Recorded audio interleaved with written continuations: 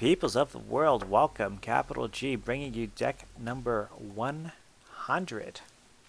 Kinzu of the Bleak, Coven. Before we dive into the list itself, again, if you've watched one video, all 100, I highly doubt you've watched all 100. But for anyone who's watched any number of my videos and are hanging out here today, thank you, thank you, thank you. Be sure to like and subscribe if you enjoy what we're doing here. Heck, even the Lo-Fi girl's hanging out with us today. Although, we do have to be respectful of her. She's studying very, very hard. So Kinzu of the Bleak Coven, deck number 100. How did I end up on her? It doesn't seem like a very obvious choice. Figured it'd be like Elish Norn, or perhaps one of the dominant cycles, if not Elish Norn. I guess just that abstract thing called fun. Different for everybody. I did try building Elish Norn. She's the obvious choice for number 100. And I wasn't a fan of what I was coming up with. I've tried drafting 2-3 different lists, and I was like, not feeling any of them. So I'll go through the spoiler list, did some digging, and hiding in the Phyrexia All Will Be One Jumpstart packs is Kinzu of the Bleak Coven. If you pull one of those, if you buy those packs and you pull a black one, she's going to be in there. And she's pretty good. Black and 4 for a 5/4 flying Phyrexian vampire. Whenever another non-token creature we control dies, we may pay 2 life and exile it. If we do, create a token that's a copy of that creature, except it's a 1/1 and has Toxic 1. Much better. She better emphasizes the themes that we are seeing, a lot of the new mechanics that we are seeing in Phyrexia All Will Be One.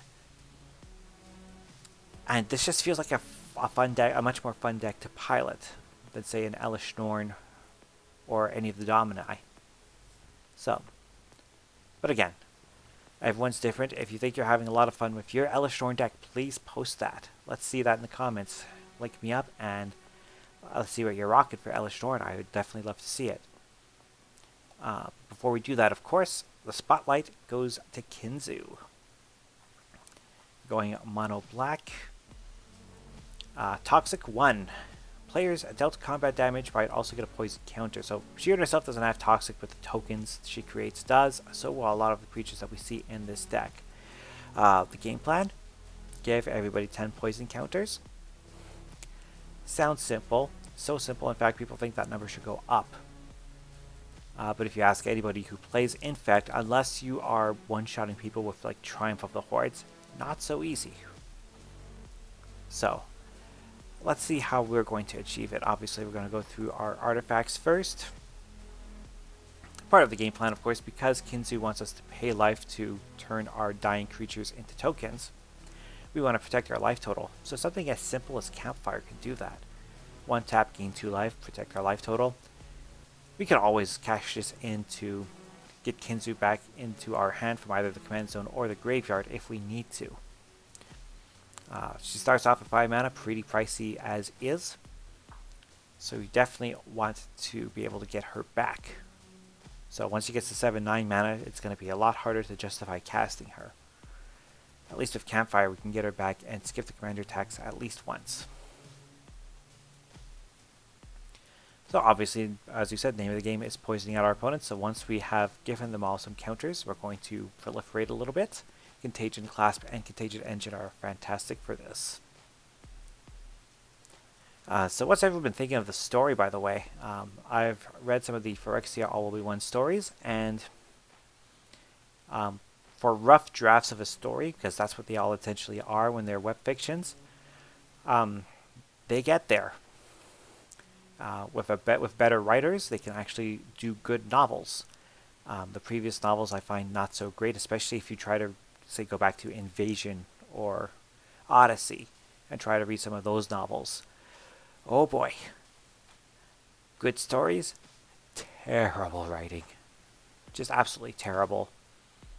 But you know who are good writers? People who write flavor text. I wanted to kind of highlight this with the Fountain of Icor.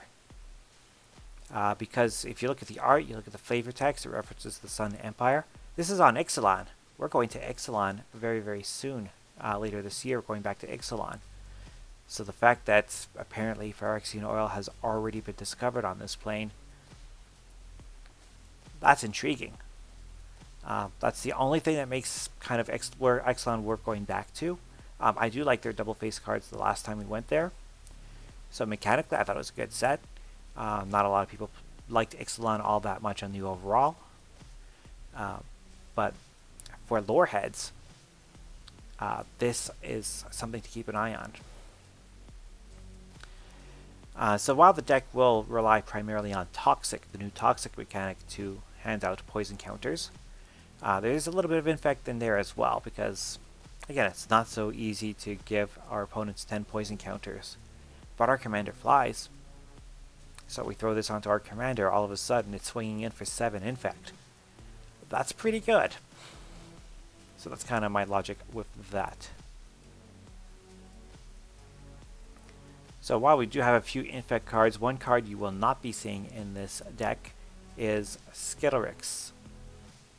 Skittles, as we like to call him, because he's the de facto mono-black Infect commander, and we're not emphasizing that as much. We want to be able to swing in with creatures that have Toxic, and kind of hand out our counters to our opponents that way.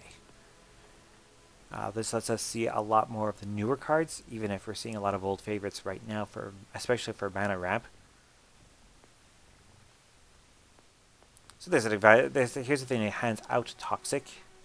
I'm pretty sure Toxic stacks. So if something's already got, say, Toxic 2, and then you throw this equipment onto them, well, they get another point of Toxic. So pretty sure it stacks. But even if you throw this onto a creature that doesn't have Toxic, such as our commander, it makes it easier to hand out those counters. Again, we're protecting our life total, so Reaper's Talisman literally does everything we want in this deck, and that's how I like to build decks. Try and get all of the synergies that we possibly can, as efficiently as we can, of course. So Reaper's Talisman, this equipment, only the one black, equips for 2. And whenever equipped creature attacks, it gains Death Touch until end of turn. So you throw this onto a creature that has Toxic, now our opponent has to decide if they're going to take the poison counter, or give up a more powerful blocker. Either way, we'll actually protect our life total all at the same time. The defending player loses 2 life, and we gain 2 life when we attack with the equipped creature. So literally, this one card does everything that we're going for in this deck, because we're paying life to turn our dying creatures into tokens. So if we're doing that, we do that 3, 4, 5, 6 times over the course of the game. That means our opponents don't have to work as hard to put us in the red zone or put us out of the game. Shadowsphere, well, even better if you manage to get both Reaper's Talisman and Shadowsphere onto the same creature. Because, well, at that point they're not going to block, they're just going to take the hit. But then we're going to gain a bunch of life. Skull Clamp for the card draw, of course. And the Staff of Completion. Such an interesting take. I love the throwback to the old Staff of Domination that we get with this. Is this as good as Staff of Domination? No, because it does not go infinite.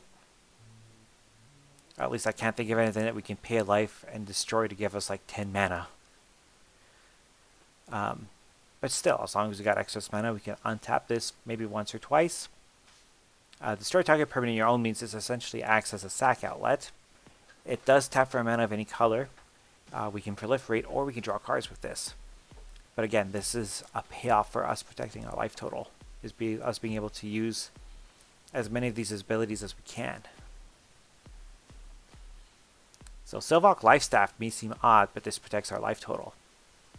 Just where you throw this onto a creature that's about to die, that you plan on, killing off. It dies, we gain 3 life, we pay 2 to bring back the token. Well, guess what? And in fact, you throw this onto the token, even if the token eventually dies, all of a sudden we're way ahead on life. So, that is my line of thinking. That's how I like to kind of build my decks, try and find all these little synergies that add up over the course of a game. Because of that, I tend to like grindier games over the race to the combo. Thieves' Tools, an example of this actually, puts in a lot of work in some of my decks actually. Not only does this give us a treasure on ATB, equipped creature can't be blocked as long as its power is 3 or less, such as our 1/1 tokens. So if we throw that into one of our 1/1 tokens, they're unblockable. They have Toxic, so they're going to get in. And of course, Throne of Geth, a card that I've been meaning to play. Worst case scenario, you pay 2, tap and sack this to proliferate. But if you're done with your equipment, if you're done with your mana rocks, if you're getting to the end of the game, and you need like you need to proliferate 2 or 3 times, this is perfect. But yeah, I definitely prefer the grindier games over the race to the combo. I just like the intensity that comes of having to make difficult decisions in combat, whether or not you have to use your targeted removal, things like that.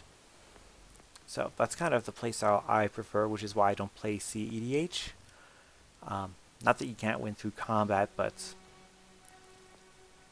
again, I just like that grindier experience personally. I know not everybody does, but that is what I like, the more grindy, more battle cruiser, if you will, style of play. Just stopping on the chittering skitterling just because it's fun to say. Also, this is one of the cards that highlight the new corrupted mechanic. Sacrifice an artifact or creature, draw a card, activate only if the opponent has 3 or more poison counters and only once each turn. That's fine. One of our opponents has 3 poison counters. All of a sudden, we got a huge synergy out of this card. So, obviously we're not going to cast this too quickly. We're going to wait until we have some poison counters on the board before we put her down, but once we do, it's going to put in all of the work. We want to be sacrificing creatures, turning them into tokens, and getting all those effects. So, fantastic here. Cryptghast. I always have to remind people, whatever appears between the blankets, the brackets, they are blankets to keep that Orzhov symbol nice and warm and out of the way. Because that Orzhov symbol does not contribute to color identity. It may show up on the card, but it's because it's reminder text. Anything between the brackets doesn't have to be there. You can just print Cryptghast, it just has the word extort, get rid of all the stuff in the brackets, and it still works the exact same way. Thus, it does not contribute to color identity. This is a mono black card in all senses. Also, helps our swamp swap for more mana, which is pretty sweet. But I do have to remind people of this every time the card comes up. It's one of those weird rules interactions. Speaking of weird rules, let's talk about the difference between toxic, poisonous, and infect. So toxic kind of works in the same way as lifelink, where it deals combat damage and the opponent also gets that poison counter if you deal damage to an opponent. Infect is a replacement. It replaces damage dealt to creatures with -1/-1 counters, and it replaces damage dealt to our opponents with poison counters. But it's not specific as to what kind of damage. It doesn't have to be combat damage. So if you were to give Prodigal Sorcerer, for example, Infect, every time it taps, instead of dealing it damage, it just hands out a poison counter. That sort of thing. So like Flinzermite here explains how Infect works. We'll see an example of Poisonous shortly. Grey Merchant, of course, here to protect our life total. And of course, as we all know, Gary wins games. Also, when I build decks, I also like to look at commons. I know a lot of people don't like to look at the commons. Look at your commons, because you never know what weird synergies you're going to find. This is fantastic. Yes, that 5 mana value is equal to our commander, so it's a little awkward in that sense. However, this comes down on the battlefield, we proliferate. It dies with our it dies, we proliferate again. If our commander's on the field, we pay our 2 life, create a token copy, proliferate again. When that token eventually dies, proliferate again. That's 4 proliferates. At that point, if you have not knocked out at least one of your opponents, well, you're not doing it right. But you should be able to knock out at least one opponent if you manage to proliferate 4 times. Ichor Rats, again, it's got Infect. I didn't want to put too much Infect, but the Ichor Rats, perfect fit here, just hands out a poison counter to everybody as soon as it comes down. We do have to be careful because this gives us a poison counter. And you figure over the next 3 to 9 months, we're going to be seeing a lot of Toxic, Infect, and Poisonous decks. So be very, very careful with this, but otherwise it's a great fit for this particular build. Kakusho, of course, here to protect our life total. Skittlrix synergizes better, but I didn't want to run Skittles because, well, Skittles, of course, is the de facto mono black infect deck. And I guess kind of want to stay away from the infect theme as much as possible, so I chose not to run Skittles here. Necrosquito. I'm picking this because this is just a funny card. Comes on the battlefield with 2 oil counters, gets +1/+1 for each oil counter. Whenever a creature or artifact we control is put into the graveyard from the battlefield. It's funny this, well, I think it's because these artifacts going from the graveyard to the battlefield, artifacts don't die, per se. So I think that's why it's worded that way. But I think it's funny that this thing actually starts off bigger when this dies and we pay the 2 life with our commander.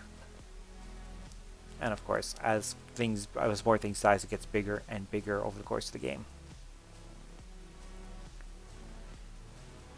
But yeah, I love the flavor of the set, by the way. The stories were fantastic.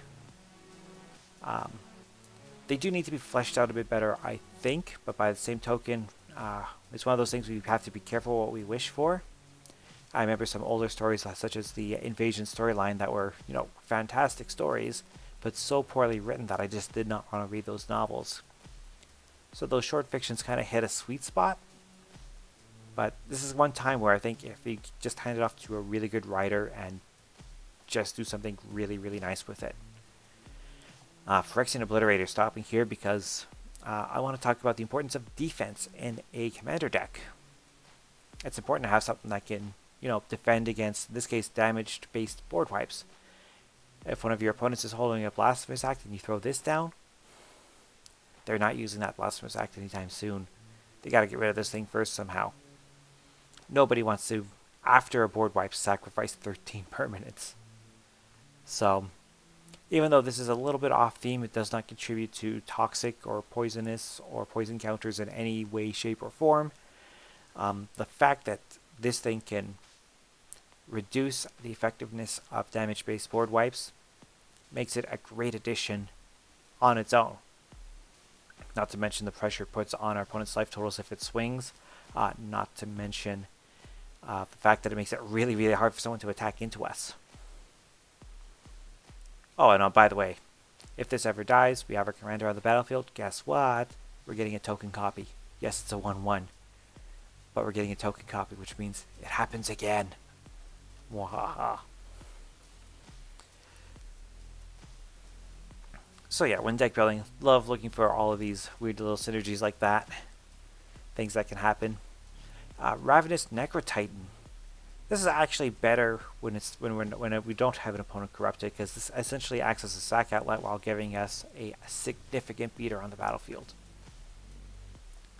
So that's kind of my thinking with running the Necrotitan. Now the Scheming Aspirant. Whenever we proliferate, each opponent loses 2 life and we gain 2 life. I didn't go too heavy on the proliferate. We did see a few examples of it so far, and there's a couple more to come. But again, protects our life totals, puts pressure on our opponents. They're more likely to make mistakes and leave themselves open for us to, come in and poison them out. Sheoldred's Head Cleaver. Menace and Toxic 2. I like to having it. Menace is actually really, really good in our format. Because a lot of people like to leave up a blocker. Not a lot of people like to leave up 2 or more blockers. So this is great. Sheoldred. Sheoldred as a commander, you automatically get a target on your head. Sheoldred in the 99, not right away. You can decide when you want that targeting reticule aimed at your forehead. But still, again, it's here to pressure our opponent's life totals. It could end up gaining some life off of this if this sits on the table for a while. So, does everything we want it to do. It's on flavor. And again, being in the 99 rather than the command zone means we're not as much of a target as we would be if this were our commander. And Vran I wanted to talk about here. Whenever 1 or more other creatures we control die, each opponent loses 2 life and we gain 2 life. This ability triggers only once each turn. A lot of people don't like that. People prefer to have a Blood Artist that can trigger 10 times for 1 life each, rather than something that triggers for 2 life only once. I see the argument. You're not wrong, but I still think this is good. Because in our case, we're not sacrificing 10 creatures in a turn. We're sacrificing 1 a turn, ideally. So this is going to put in the work we needed to do, protect our life total and pressure our opponents. A great fit. Also, being a 2-mana vampire means it's actually a great fit for things like Edgar Markov and other vampire decks. It's a great fit for other aristocrat decks that like to pace themselves, rather than sacrificing 35 things all at once. So I think it's actually a really good card. 2 mana, super efficient. Could be a pretty good commander in its own right. Zulaport Cutthroat rounds out our creatures. We're only running 25 creatures, which I do feel is kind of low, but some of the other synergies I have here I think justify it. I'm almost thinking ideally we should be running like 32 creatures. But when you see some of the other cards that we're synergizing with, you can see the argument. Because Bastion of Remembrance, for example, it's an enchantment that helps protect our life total whenever our creatures die. Exquisite Blood, whenever an opponent loses life, we gain that much life. I'm not running the combo here. I chose not to run the combo with Sanguine Bond. But just by having this, our opponents will take combat damage. They will lose life. We will protect our life total. That's what it's here for. And Font of Agonies, because we're constantly paying life to our commander, it is so easy to get to those 4 blood counters on this thing. And so easy to just pick off our opponent's most powerful creatures. Here's another cool uncommon in this case. Enchanted creature has Toxic 2. Fantastic. Love to throw that on our commander and swing out. When enchanted creature dies, return that creature card to the battlefield under our control. So again, it's kind of a way to, as a triggered ability, get one of our creatures back. Good stuff. Phyresis, while giving our commander Infect, it's a 5/4 flyer. We want to give our commander Infect. It actually makes sense to do so.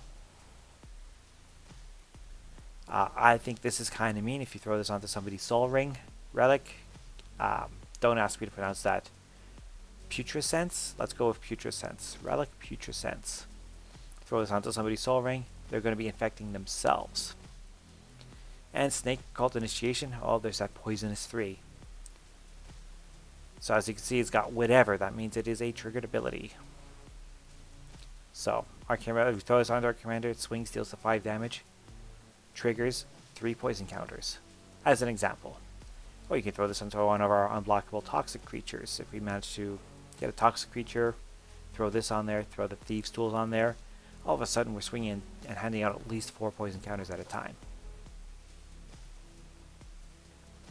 Over to instants and sorceries. Anoint with Affliction, exile a creature if it has mana value 3 or less. That's true of most tokens and most super efficient creatures. But once our opponents have at least 3 or more poison counters, this is 2 mana, exile a creature at instant speed. That is amazing. Offer Immortality, Death Touch, and Indestructible. This is great, especially with our 1/1s. If we're doing it for 1/1, they decide to block it. Boom. Sheoldred's Edict, again, just a flavorful removal spell, and a fantastic take on edicts. 2 mana to do things that affect all of our opponents. Non-token creature, creature token, or a planeswalker. Whatever needs to go is gone. Tainted Strike, always fun to throw Tainted Strike into one of our opponent's creatures when they're attacking someone else other than us, of course. Someone's like, I'm swinging in for 10. The other guy's like, I don't block. Boom. Next. 1 mana, exile target player. That's what we've got here. Virulent Wound. Put a -1 counter on target creature. With that creature's put into a graveyard this turn, its controller gets a poison counter. So if someone's running any sort of 1/1, like if one of our opponents is running a Blood Artist or a Llanowar Elves, this is going to put in way more work than it has any business doing. And of course, Vraska's Fall. Each opponent sacrifices a creature or planeswalker and gets a poison counter. 3 mana instant speed. Fantastic stuff. So yeah, I did not put Vraska in the deck. I felt Vraska didn't quite fit, even though we do have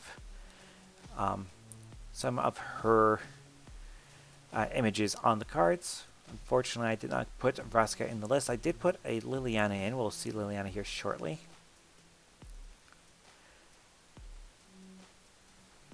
There she is. I put her in because this is just more of a functional ad because it gives us so much card draw. Whenever a creature we control dies, draw a card. Well, that's kind of what our deck is doing. Gives us tokens, forces players to sacrifice creatures, that -4. Great control effect.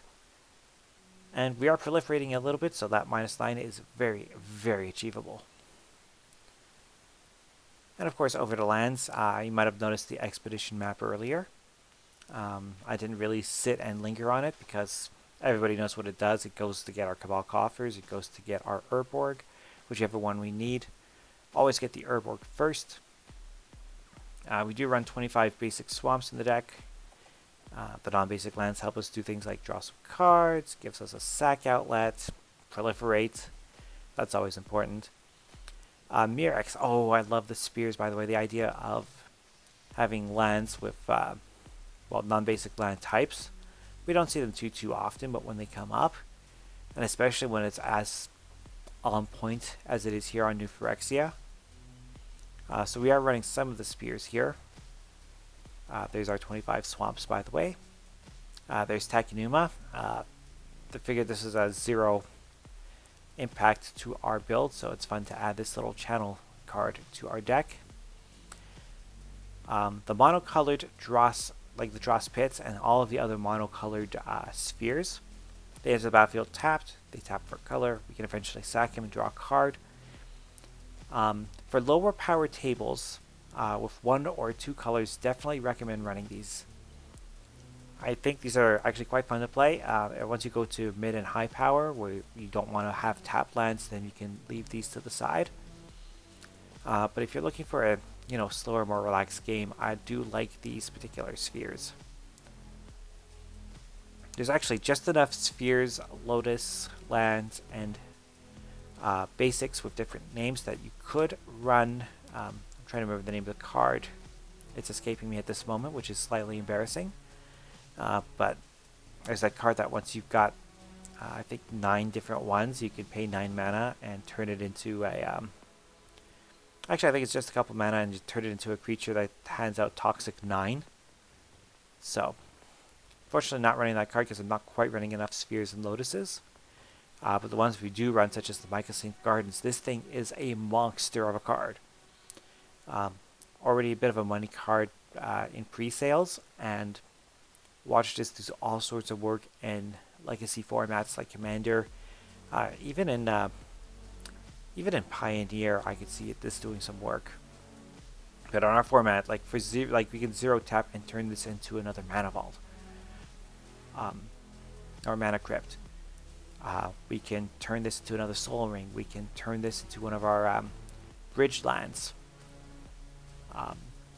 Or we can turn this into a Darksteel Colossus if we have enough mana. Or Blightsteel Colossus. All of a sudden we have 2 Blightsteel Colossi on the battlefield. Wow. Just remember that once you use that second ability, that is until the card leaves the battlefield. Or until the end of the game. Whichever happens first. This will no longer be a land. So you do have to be careful in that sense. You're giving up a land for a copy of an artifact on the battlefield. Turn this into a Skull Clamp. All of a sudden you've got 2 Skull Clamps on the battlefield. 2 mana, draw 4. When you clamp up a 2/2, yes please. Seed Core, again, great synergy here.